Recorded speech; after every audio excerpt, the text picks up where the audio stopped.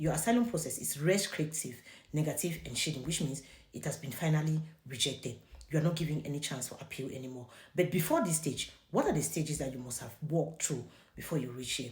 When you get a negative decision from BAMF, the first stage that you're passing through is a Verwaltungsgericht. That's the first appeal, okay?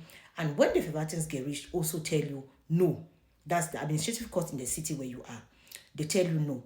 The next stage that you're going to is the Oberverwaltungsgericht, which is the OVG. That will be now at the land Ebene, like your province, okay? You're going to the OVG. Or depending on the province where you find yourself, some provinces we call it Verwaltungsgerichtshof. You take now there, you go your second aside, your second appeal. When you put in for your second appeal, what OVG does is they are reviewing to see what the Verwaltungsgericht decided on. If their decision is fine, if it is fine, they will leave it like that. If it's not fine, then they might be granting you a yes or a no. If they grant you a no, actually, you don't have chances anymore.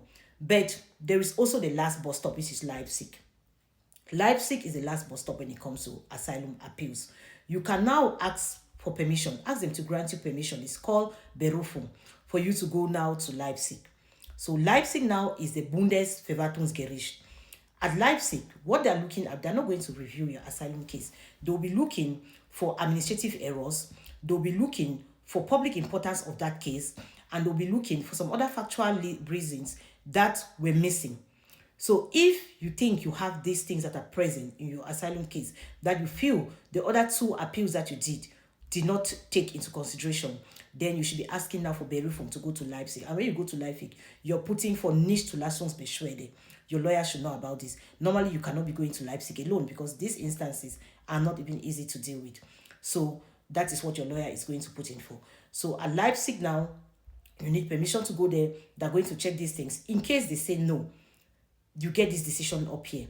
Restrictive, negative, and shading, which means you're having your final rejection and you have no chances at all.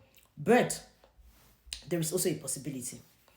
If you feel that you're having any constitutional complaints concerning that particular case, or if you feel that you're having new events that could support your asylum case, for example, illness, for example, during the time when this case was going on, war broke out in the country where you're coming from, for example.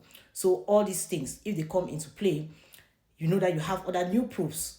You can put in now for Asylfolgeantrag according to the paragraph 71 Asyl Gazette.